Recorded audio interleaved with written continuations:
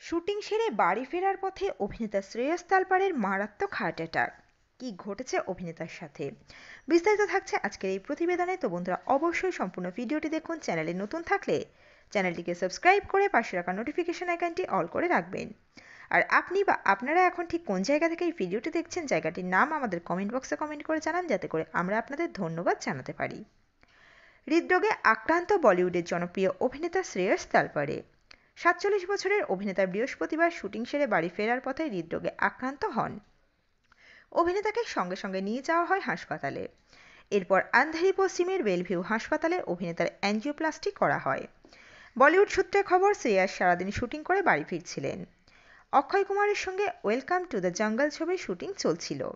তিনি সারাদিন শ্যুট করেছেন, একেবারে সুস্থ ছিলেন এবং সেটে সবার সঙ্গে মজাও করেন। বেশ কয়েকটি অ্যাকশন দৃশ্যেরও শ্যুট করেন তিনি। শুটিং শেষ করে তিনি বাড়িতে ফিরে গিয়ে স্ত্রীকে জানান যে তিনি একটু অস্বস্তি বোধ করছেন।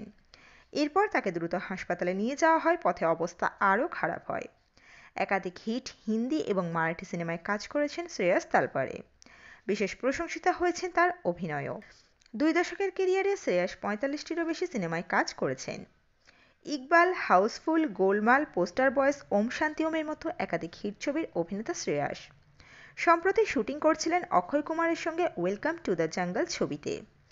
এই ছবিতে দেখা যাবে রবিনা ট্যান্ডন, লারা দত্তা, জ্যাকলিন ফার্নান্ডেজ, দিশা পাটানি, সঞ্জয় দত্ত, সুনীল শেঠি, আরশাদ ওয়ারসি, পরেশ রাওয়াল সহ একাধিক অভিনেতাকে। তো বন্ধুরা, এই আপডেট ছিল এতটুকুই।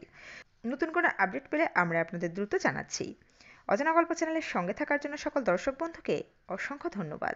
দেখতে থাকুন, চোখ রাখুন অজানা গল্প চ্যানেলে।